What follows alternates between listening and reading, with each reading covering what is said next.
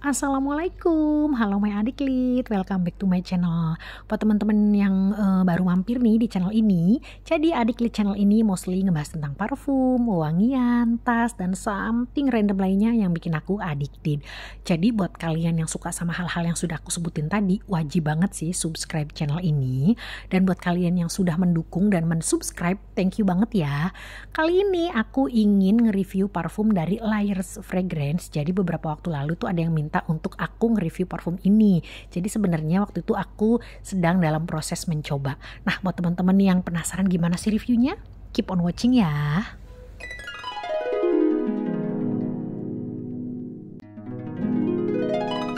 Jadi ada sedikit cerita nih. Waktu aku selesai ngedit video ini, ternyata aku baru tahu bahwa mereka tuh nge-launching produk baru gitu. Jadi kayak ada varian yang baru.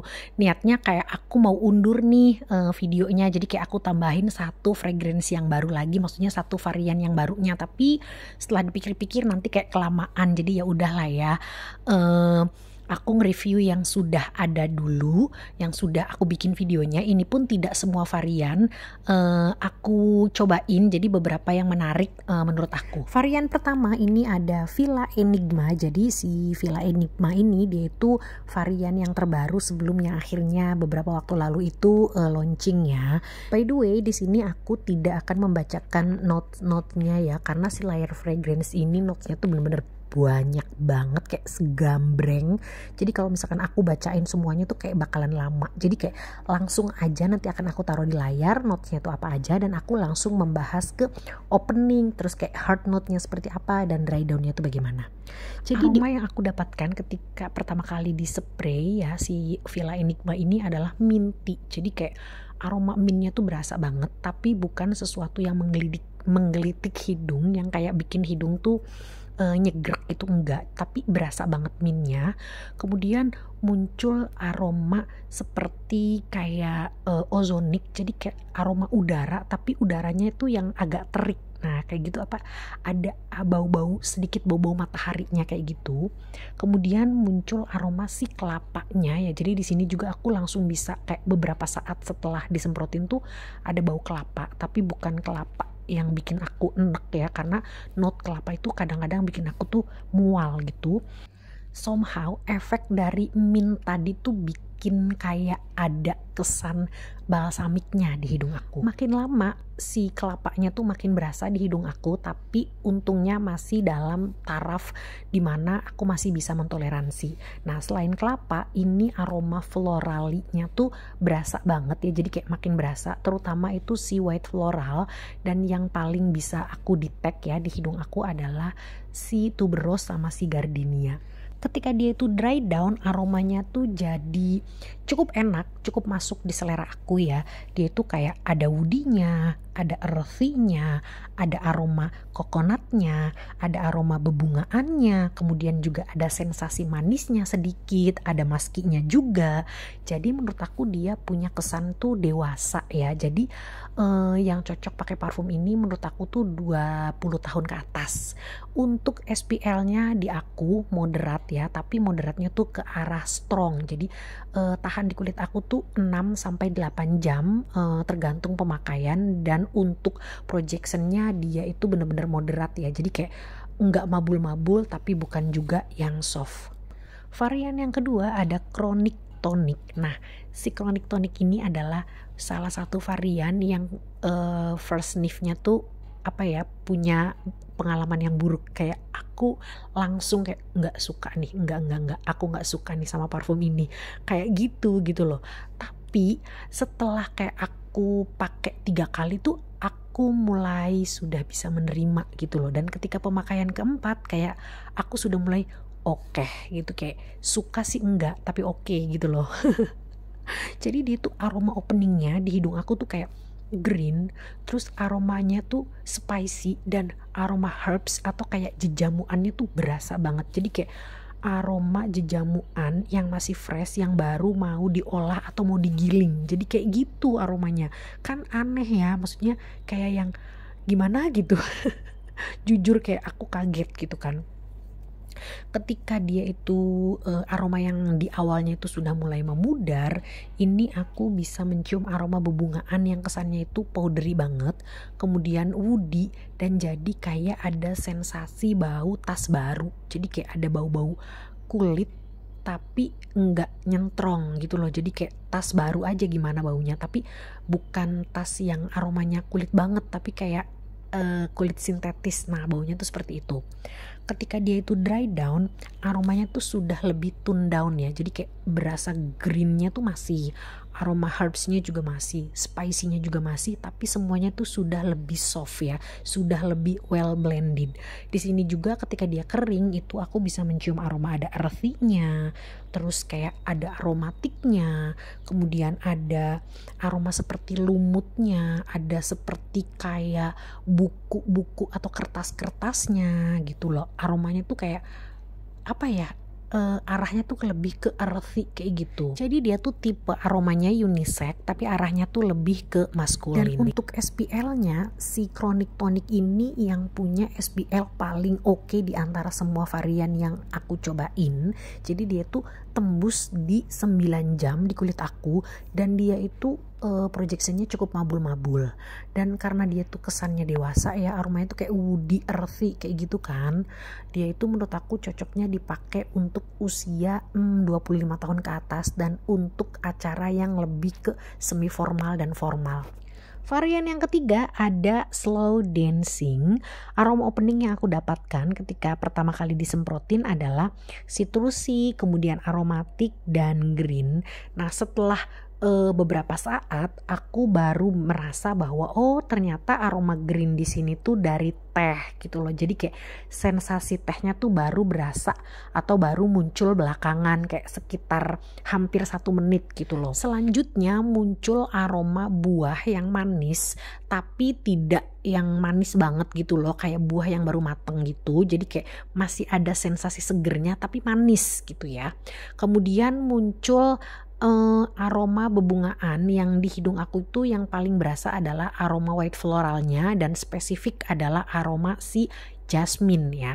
Tapi makin lama ya, ketika mulai masuk ke fase tengah ini aroma bunganya tuh jadi berasa powdery, kemudian aroma buahnya tuh jadi makin manis lagi. Kalau tadi kan kayak manis buah yang ada sensasi segernya, tapi ketika memasukin ke fase tengah itu aroma manisnya tuh udah jadi tambah manis, kemudian jadi ada sedikit sensasi agak pliket lengketnya gitu, tapi enggak banget ya.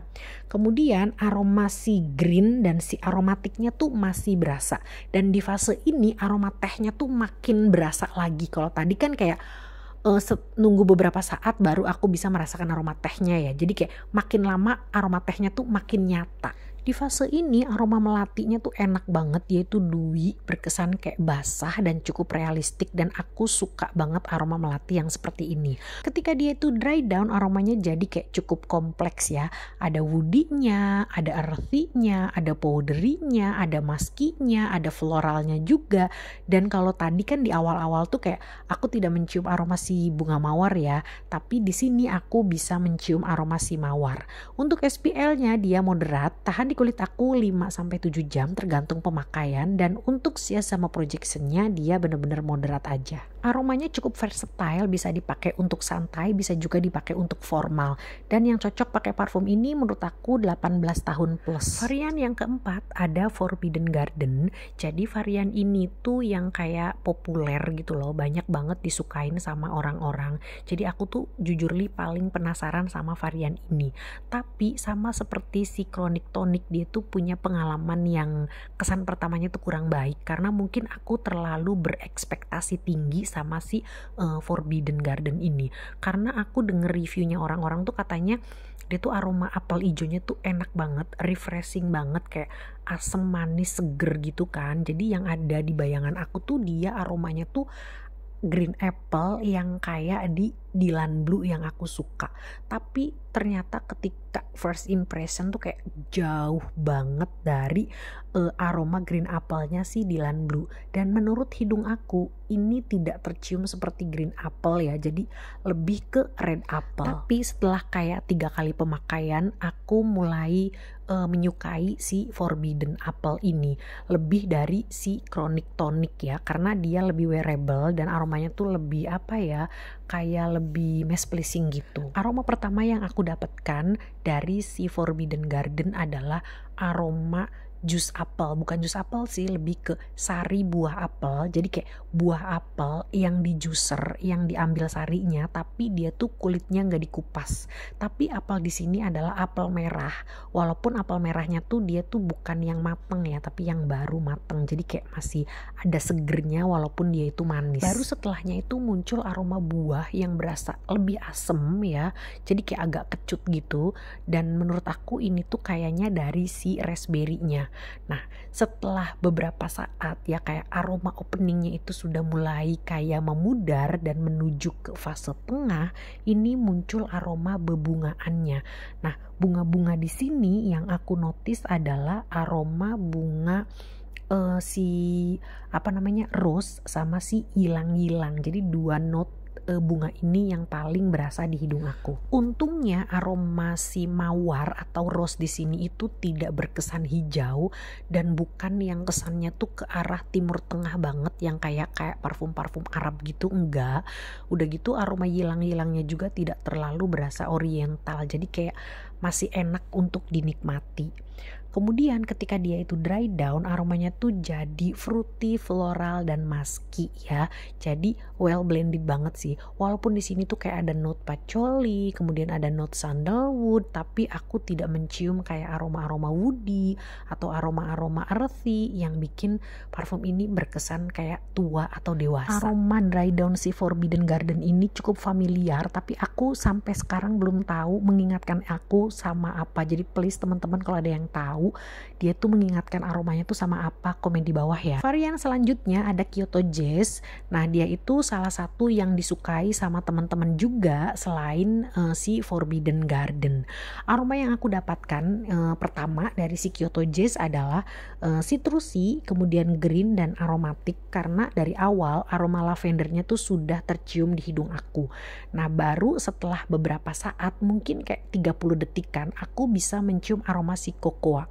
Nah, si cocoa ini aromanya tuh kayak ada tuh bener-bener di fase awal saja. Ketika sudah 2 menit itu aromanya sudah menghilang, sudah tidak tercium lagi. Ketika aroma openingnya itu sudah mulai memudar atau menghilang dan masuk ke fase tengah, aku bisa mencium aroma yang basah ya. Jadi fase ini tuh berasa kayak dewy atau berasa basah. Jadi kayak ada earthy-nya tapi kesannya basah, woody-nya juga kesannya basah, aroma bebungaannya juga kesannya basah, dan aku di sini bisa mencium aroma si green tea-nya ya, bukan matcha. Karena kalau matcha dia itu ada pahitnya, sedangkan ini tuh enggak, cuman kayak benar-benar aroma teh tapi yang hijau gitu ya. Di fase ini juga aku bisa mencium aroma fruity-nya ya, kayak aroma si orange sama si nanasnya tuh berasa tapi balance ya. Jadi kayak antara si floral, fruity sama woody-nya tuh semuanya balance. Ketika dia itu dry down, aromanya tuh jadi ada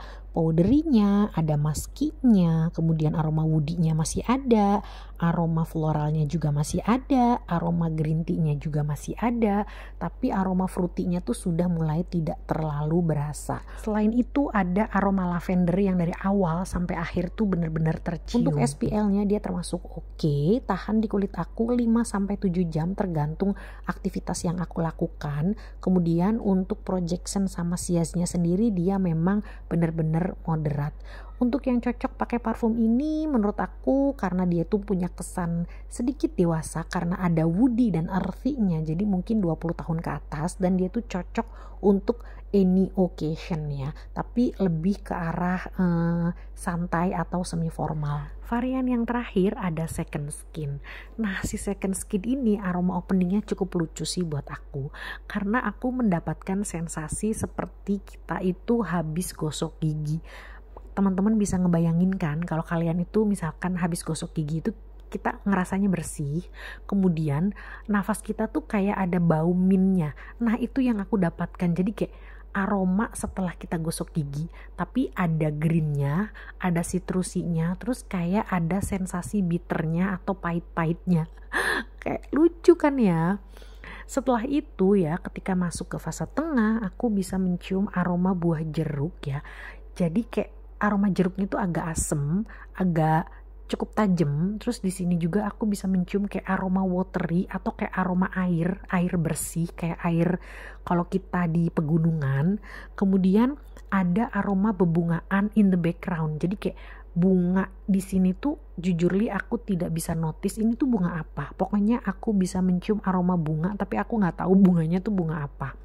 Ketika dia itu dry down, aromanya tuh jadi woody, kemudian earthy dan musky, dan aromanya tuh sesuai banget sama namanya, second skin. Jadi seolah-olah kayak emang keringet kita tuh dari lahir emang maunya begitu. Memang seperti itu. Jadi kayak bener-bener seperti aroma alami tubuh kita gitu. Jadi dia tuh memang tipe-tipe parfum yang aromanya tuh soft banget, bener-bener aroma yang second skin, aroma yang kayak memang bener-bener aroma alami tubuh kita gitu loh.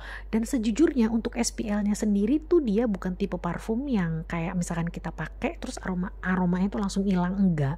Dia tuh tahan di kulit aku 4 sampai 5 jaman, tapi karena dia tuh tipe parfum yang skin scent, jadi dia tuh memang tidak memproject dengan baik ya. Kayak setelah kita pakai 1 jaman itu aromanya tuh bener-bener langsung ngedrop, aromanya tuh langsung bener-bener kayak aroma asli tubuh kita. Jadi kita tuh bener-bener harus kayak cipika-cipiki atau pelukan atau cuddling gitu biar bisa mencium aroma si parfum yang kita pakai. Buat temen-temen yang kurang suka sama parfum yang aromanya strong, yang kayak menyengat, atau mungkin buat temen-temen yang hidungnya itu sensitif sama wewangian, bisa banget sih kalian tuh cobain si second skin ini, karena dia tuh aromanya enak dan dia tuh tipe parfum yang soft dan sesuai banget sama namanya, second skin. My top 3 dari 6 varian yang sudah aku review tadi adalah, yang pertama ada Kyoto Jazz, kemudian yang kedua ada Slow Dance, dan yang ketiga ada Forbidden Garden.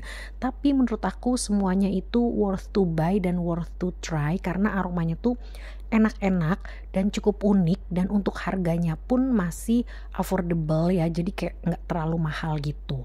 Kalau kalian masih ragu misalkan mendengar review dari fragrance enthusiast yang ada di sosial media, ada baiknya kalian itu beli dulu sampelnya atau dekannya. Setelah kalian itu yakin, baru kalian beli full botolnya. Oke, sampai di sini dulu review parfum aku kali ini. Semoga bisa membantu teman-teman yang lagi cari referensi buat beli parfum, khususnya yang lokal.